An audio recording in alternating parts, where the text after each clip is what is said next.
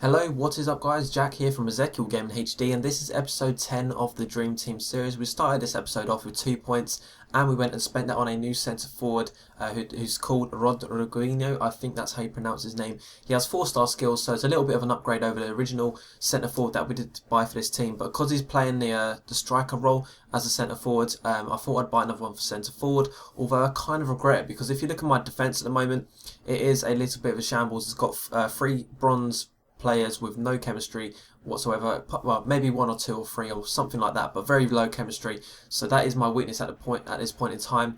Counter attacks are hitting me very hard, as you'll see in this episode. But we do start off this game with a chance with Cristiano, who has 4-star skills. If you didn't already know, he's got pretty decent pace, especially for a non-rare silver. Rodriguinho getting through his first time. Not sure if he was right or left footed, so I just went with the side that he was closest to, basically, what was easiest for me to shoot with. He does get a chance here by taking a shot, and then he crosses it back in. Keeper was a little bit unfortunate the way it bounced out for the keeper. He had no chance of saving that. Zimling, I think his name was the one who just powered it into the back of the net. Again, Tashiti, I think that's his name. He takes an opportunity there. Keeper does like a double save, so that's what I'm saying. Last episode I said that my keeper is absolutely, like, I can see the difference, and this clip here just shows how much of a difference he's made. Although he will make some mistakes, I don't doubt that. He's still doing pretty well. I do hit the post here, and I had an open goal pretty much to shoot at, but I'm not sure if that was my player's weak foot or strong foot, but it was still a very hard shot to take with the kind of chemistry and players that I had. I'm not trying to make excuses. Most of the time they would go in for me, but that one just didn't, so I could tell it wasn't really my game. Again, had an open net, managed to hit the post, although I think the keeper would have had it if it was on target. Go to cross it back in, and nothing come of it. It was just a goal kick, and I think this is where he goes on the counter attack again. As I said at the start of this episode, counter attacks are hitting me hard, and looking back at the time I was playing it, I didn't really realise the reason why, but now I look back, it is because I have those bronze defenders and they're just not good enough. Like Black there, I was positioning myself, I knew when he was going to cut back, but his defending stats just weren't good enough to actually steal the ball or even get in front of him. Again, one of the last chances of the game, 90th minute. He's getting through to Shitty, I think his name is again.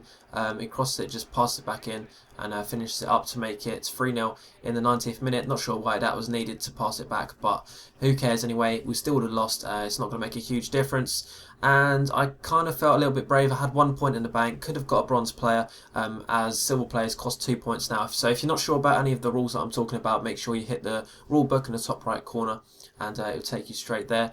It's also in the description if you can't see that.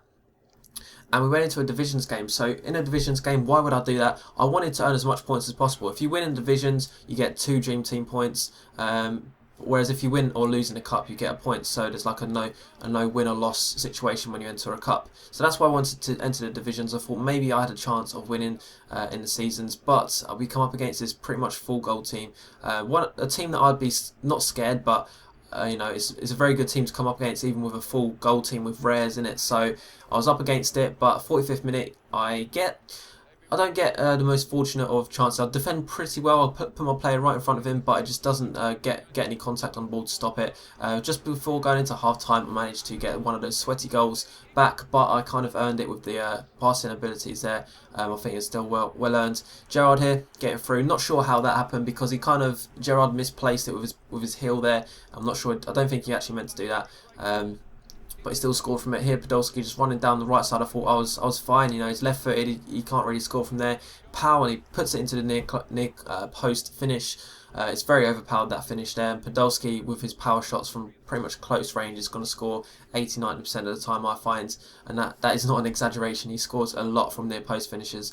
Then we opened up a bronze pack after that game. Because I didn't win any points, I couldn't buy any players, so I had to buy a bronze pack. I think it was because I was struggling on contracts or something, so that was the main reason I bought this pack.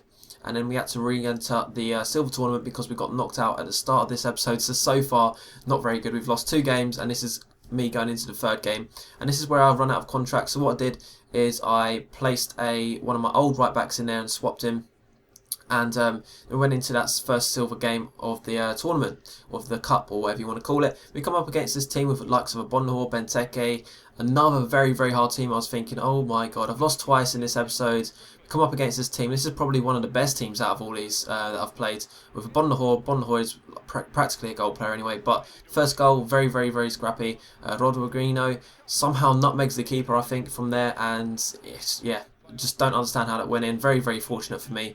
Very lucky, whatever you want to call it. I got very lucky there. Rodriguino, again, somehow gets fouled here. I guess his strength isn't very big.